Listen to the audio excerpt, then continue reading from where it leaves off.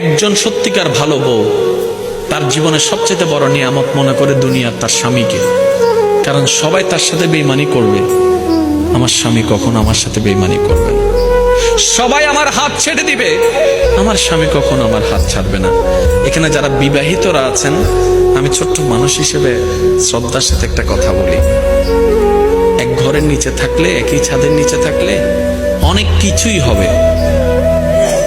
মন মালিন্য, পক্ষে বিপক্ষে, পছন্দ অপছন্দ অনেক কিছুই হবে। এগুলাকে ফোকাস দিয়েন না, ডিভোর্সে যায়েন না।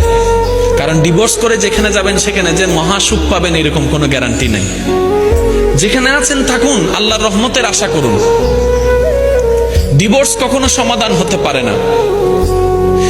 স্বামীর কাজ হচ্ছে স্ত্রীদেরকে মায়া প্রদর্শন করা, মহাব্বত প্রদর্শন করা, কেয়ারিং প্রদর্শন করা। আর স্ত্রীদের কাজ হচ্ছে স্বামীদেরকে ভক্তি করা, শ্রদ্ধা করা, সম্মান করা।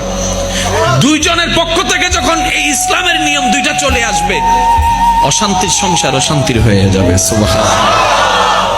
স্বামীর কাজ হচ্ছে কখনো কারো সামনে তার স্ত্রীকে ছোট না করা, আর স্ত্রীর কাজ হচ্ছে কখনো কারো সামনে নিজের স্বামীকে ছোট হতে না দেওয়া।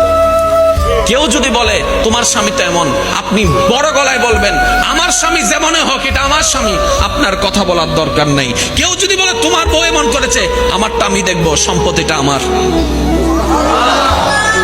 দুইজনের ভিতরে যখন তৃতীয় পক্ষ ঢুকে যায়, জামিলা সব জায়গায়।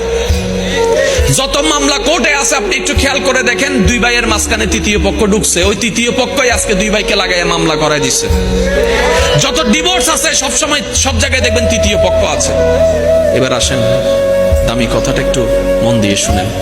পৃথিবীর বুকে অনেকগুলো সম্পর্ক আছে না?